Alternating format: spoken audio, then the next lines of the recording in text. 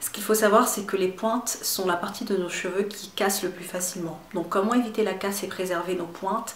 En les hydratant et en scellant l'hydratation dans le cheveu. Vous pouvez pour cela utiliser une huile légère en la mettant sur vos pointes et en scellant par exemple avec un leave-in léger. Maintenant on va détailler les différentes étapes du processus de pose des cheveux. Première étape, démêler. Alors, avant de commencer le démêlage de vos cheveux, sachez, et c'est très important, qu'il ne faut jamais le faire lorsque vous êtes préoccupé, pressé, stressé ou n'êtes pas d'humeur à être patiente avec vos cheveux.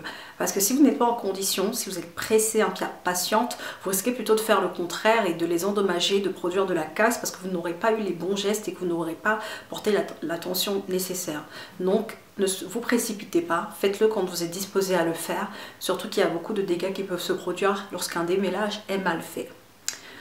Maintenant, il y a deux types de cheveux et je pense que c'est un élément important à souligner parce que j'entends souvent parler de cheveux poreux et je ne sais pas ce que c'est. Alors vous avez d'une part les cheveux hygroscopiques, désolé pour le terme un peu scientifique, ce sont les cheveux en fait qui attirent l'eau de l'air et gardent l'eau en place lorsqu'ils ont besoin d'être hydratés.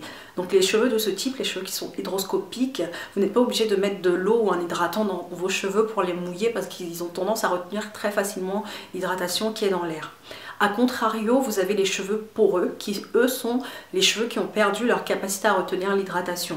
Donc, ce sont des cheveux, lorsqu'ils sont poreux, qui peuvent être facilement endommagés et sont vulnérables parce que certains aspects de ces cheveux, en fait, sont fissurés, cassés, endommagés d'une manière ou d'une autre. Donc, vous avez les cheveux hygroscopiques et les cheveux poreux. Maintenant, comment procéder au démêlage ? Vous allez peut-être être étonné de ce qui va être dit parce que vous avez peut-être des idées reçues différentes, mais encore une fois, c'est à vous d'adapter selon vos besoins, si cela marche pour vous ou non. Personnellement, pour moi, ça a fonctionné et donc n'hésitez pas à essayer et adopter l'étape du processus qui vous convient le mieux. Premièrement, pour démêler vos cheveux, commencez à les démêler secs. N'utilisez pas de peigne, n'utilisez pas de brosse et utilisez simplement les doigts pour les démêler. Donc, démêlez avec vos doigts sans qu'ils ne soient mouillés parce que ça vous permet en fait lorsque vous démêlez vos cheveux secs de déterminer l'endroit où vos cheveux sont emmêlés. Donc, utilisez vos doigts, enlevez tous les accessoires de vos cheveux et sectionnez ensuite vos cheveux. Lorsque vous les avez bien démêlés au doigt, vous les sectionnez, vous faites 4 parts ou enfin entre 4 et 8 selon l'état de vos cheveux et lorsque vous avez divisé vos cheveux en 4 sections, s'ils sont très emmêlés et que vous n'arrivez pas à faire 4 sections parce qu'ils sont très emmêlés et que ça produira plutôt de la casse d'essayer de faire ces sections là, vous pouvez en faire simplement 2. Pourquoi faire des sections de cheveux? Parce que ensuite, si vous avez réussi à démêler vos cheveux secs, lorsque vous allez sectionner vos cheveux en 4, 6, 2, selon le nombre qu'il faut, vous pouvez faire des tresses. Vous faites des nattes en fait assez relâchées et vous allez garder ces nattes pour votre shampoing. Oui, vous allez shampouiner vos cheveux en étant nattés. On a en fait sûrement l'impression que s'ils sont nattés et qu'on fait nos shampoings sur des nattes, le shampoing ne pénétrera pas bien le cheveu et pourtant ça fonctionne et vous allez savoir tout à l'heure comment. En revanche, si vous ne réussissez pas à démêler vos cheveux en étant secs, plutôt que d'insister, de forcer et de ne pas parvenir à enlever les nœuds, vous pouvez les mouiller à ce moment-là. Si vous n'avez pas réussi à le faire sec, vous les mouillez, surtout que l'eau va commencer à enlever certaines saletés et va faciliter le démêlage. Pareil, une fois qu'ils sont mouillés avec un vaporisateur d'eau ou avec un mélange d'eau et d'après-shampoing ou avec un mélange d'eau et d'huile, vous pouvez faire les sections et faire des nattes pour procéder ensuite au shampoing. Première étape, démêlage. Deuxième étape, lavage.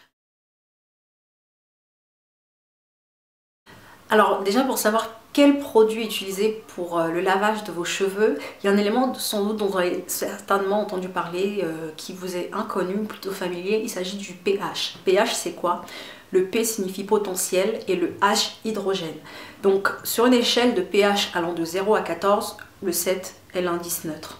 Maintenant, il faut savoir que les cheveux et la peau ont un pH de 5. Donc lorsque vous allez choisir votre produit lavant, votre shampoing, votre savon, essayez de choisir un produit qui a un pH proche de celui de vos cheveux, à savoir un pH proche de 5. Donc les shampoings en fait qui ont un pH plus élevé ou un peu trop élevé vont avoir tendance à assécher vos cheveux et les rendre poreux. On a parlé des cheveux poreux tout à l'heure. Quand ils sont poreux, en fait, la cuticule est levée et elle ne tient plus à la racine. Donc le résultat est que les cheveux ne peuvent plus retenir l'hydratation aussi bien qu'ils ne le devraient. Maintenant, l'ingrédient principal du shampoing des commerces, c'est l'eau. Le second, c'est un détergent. Donc il est préférable d'éviter les shampoings contenant du sulfate ou de l'alcool, enfin du silicone. Il y a plein d'éléments que vous pouvez checker et éviter qu'ils ne soient dans vos shampoings pour utiliser un shampoing de qualité qui ne desséchera pas, qui n'asséchera pas plutôt vos cheveux. Donc vous pouvez utiliser un shampoing pour laver vos cheveux. Lorsque vous utilisez un shampoing, ce que vous pouvez faire, c'est de verser un ou deux couvercles équivalent du couvercle de votre shampoing dans de l'eau. Et ensuite vous allez utiliser cette eau savonneuse en la versant dans vos cheveux et là vous allez masser. Donc plutôt que de verser directement le shampoing dans les cheveux, vous allez faire un mélange shampoing et eau et vous allez verser ce mélange dans vos cheveux et vous le faites jusqu'à ce que vos cheveux soient propres en veillant à masser chaque natte. Encore une fois, vous pensez sûrement qu'il n'est pas possible de bien laver vos cheveux en procédant de cette manière et pourtant essayez et vous verrez. Lorsque vos cheveux sont propres, rincez les sections tressées avec de l'eau et ne vous inquiétez pas si vos cheveux se défont un petit peu, c'est normal, mais ne les laissez pas non plus se défaire complètement parce que l'objectif c'est de ne pas manipuler vos cheveux défaits pour éviter la casse. On a dit tout à l'heure bien sûr qu'on peut utiliser un shampoing pour laver nos cheveux, mais on peut également utiliser de l'après-shampoing. Utiliser de l'après-shampoing à la place d'un shampoing pour laver nos cheveux, c'est la méthode du co-watching. Co-watch, donc vous utilisez un shampoing à la place du shampoing. Co-watch, ça tient pour conditioner.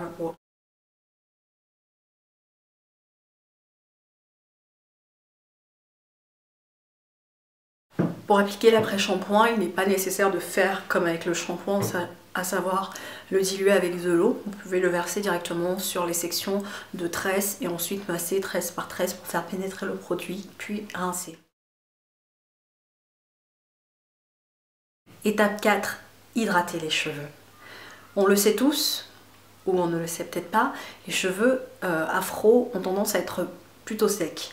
Donc pour anticiper cette sécheresse, le meilleur moyen c'est d'hydrater. Vous pouvez hydrater vos cheveux en utilisant, s'ils sont naturels, un produit hydratant à base d'eau. Donc vous pouvez utiliser un spray que vous avez fait vous-même, un vaporisateur à base d'eau tout simplement, ou à base d'eau et d'huile végétale.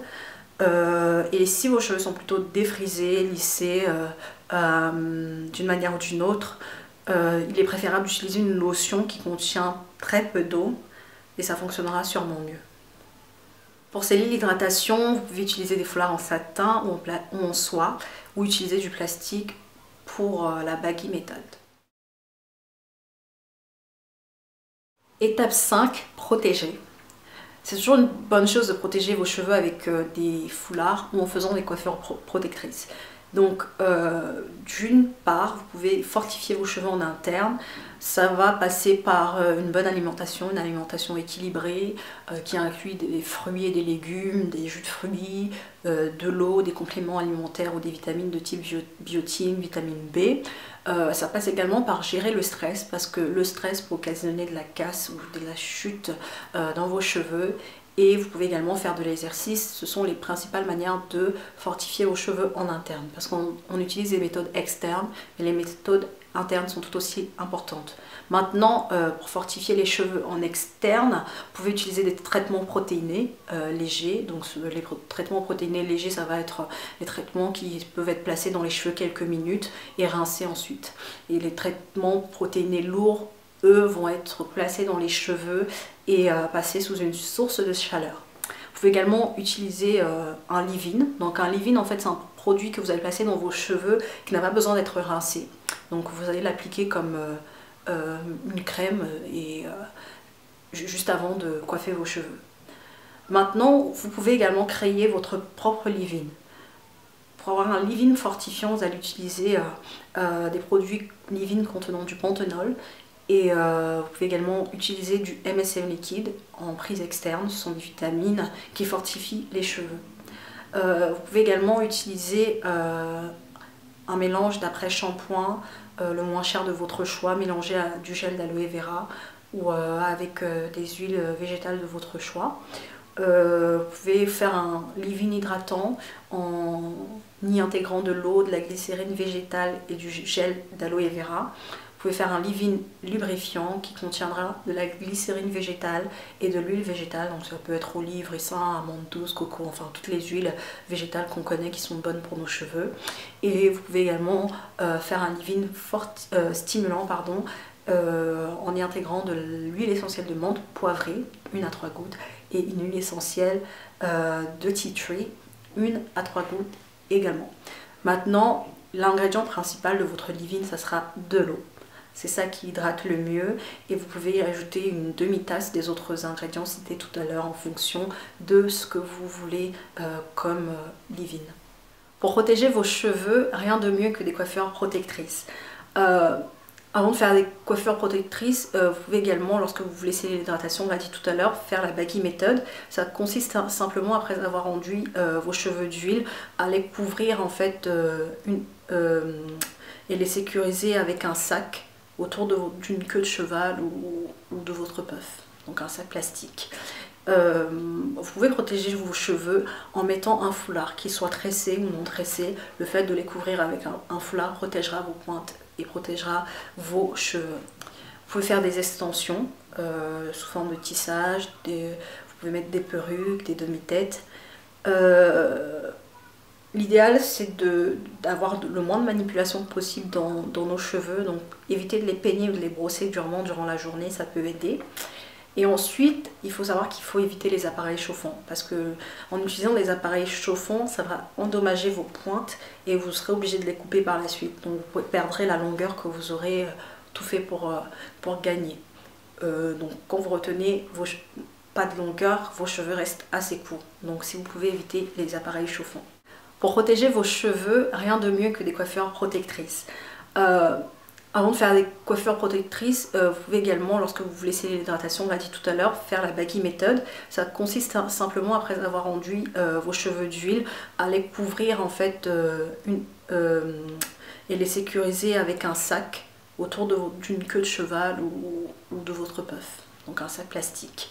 Vous pouvez protéger vos cheveux en mettant un foulard, qu'il soit tressé ou non tressé. Le fait de les couvrir avec un foulard protégera vos pointes et protégera vos cheveux. Vous pouvez faire des extensions sous forme de tissage, vous pouvez mettre des perruques, des demi-têtes. L'idéal, c'est d'avoir le moins de manipulation possible dans nos cheveux, donc éviter de les peigner ou de les brosser durement durant la journée, ça peut aider. Et ensuite, il faut savoir qu'il faut éviter les appareils chauffants, parce que en utilisant des appareils chauffants, ça va endommager vos pointes et vous serez obligé de les couper par la suite. Donc vous perdrez la longueur que vous aurez tout fait pour gagner. Donc quand vous retenez pas de longueur, vos cheveux restent assez courts. Donc si vous pouvez éviter les appareils chauffants. Dernière étape, c'est le titre du livre Grow It, fais-les pousser. Pour faire pousser vos cheveux, que vous le croyez ou non, ça peut dépendre de vous. Si vous croyez que vous ne pouvez pas faire pousser vos cheveux à une longueur optimum, vous allez vous-même saboter vos progrès éventuels, parce que vous ne pouvez pas parvenir à une chose si vous n'y croyez pas vous-même. N'hésitez pas à échanger avec des personnes qui ont le même objectif capillaire de rétention de longueur, à vous fixer des challenges, pourquoi pas. Et une bonne chose également, c'est de prendre vos cheveux en photo.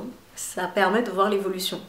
Vous pouvez voir qu'ils ont poussé, vous pouvez voir qu'ils se sont cassés. Prenez des photos régulièrement et lorsque vous atteignez une longueur que vous pensez inatteignable ou que vous voyez que vous avez vraiment pris de la longueur, n'hésitez pas à vous motiver en imprimant cette photo et en la regardant lorsque vous avez des moments de doute et que vous pensez que vos cheveux ne pourront plus pousser. Et maintenant, il est important d'avoir une routine stable. Elle peut être très simple. Elle consistera simplement à utiliser les produits qui fonctionnent pour vous. Sachez que ce qui fonctionne pour vous ne fonctionnera peut-être pas pour une autre et vice versa. Donc maintenant, tout le monde le sait, pour obtenir un résultat nouveau ou différent, il faut changer nos actions. Donc il y a peut-être des choses que vous avez fait jusqu'ici qui ne vous ont pas permis de retenir de la longueur. Il est important d'analyser ces choses et de savoir ce qui n'a pas marché avant, pourquoi vous n'avez pas réussi à retenir de la longueur, et ça vous permettra d'engager des actions différentes et peut-être voir des résultats différents. Donc voilà pour ma revue du livre Grow It. N'hésitez pas à l'acheter. Je vous ai traduit les éléments principaux qui y figurent. Rien de mieux que de le lire par vous-même. En tout cas, pour moi, c'était les éléments clés, ceux qui m'ont le plus marqué, ceux que j'ai le plus retenu. Et pour ma part, je peux vous dire, j'ai commencé à suivre cela depuis peu. Et je pense que dans quelques mois, je pourrais moi-même constater le résultat. Et vous avez pu voir une photo où je vous montrais un link check la dernière fois. Et en ce moment, j'utilise beaucoup les poudres indiennes en vaporisateur, pardon, en thé capillaire et en soins réguliers une fois par semaine. Et je commence déjà en 2-3 semaines à voir une différence notable. Donc là, ça fait plus de 2-3 semaines que je le fais, mais en tout cas, entre la semaine dernière et cette semaine, je vois déjà que les poudres sont efficaces. Donc moi, j'ai choisi de faire la méthode de Shikoro, de l'appliquer à la lettre, et pour l'instant, ça me réussit bien. Je vous en dirai plus quand j'aurais fait ça sur une plus longue période. Maintenant, ça nécessite du temps. Moi, il me faut presque une journée entière pour le faire, en faisant des pauses, en faisant autre chose entre temps. Mais n'hésitez pas, Grow It Shikoro. Et maintenant, j'ai décidé de lire le livre Science of the Black Hair. C'est un livre beaucoup plus compliqué, beaucoup plus technique, beaucoup plus scientifique, que je pense pas traduire parce que là, il est big, il est immense. Mais en tout cas, n'hésitez pas à vous documenter afin de savoir comment faire pousser vos cheveux au mieux. En tout cas, c'est possible. Je vous mettrai des photos de Shikoro avant et après la vidéo. Vous avez pu les voir avant, vous les verrez également à la fin pour voir que si ça a marché pour elle, ça peut également marcher pour vous. Il ne s'agit pas de métissage, il ne s'agit pas de génétique, mais il s'agit parfois tout simplement de soins et d'avoir une bonne routine. Voilà, à bientôt pour d'autres vidéos. Bye bye.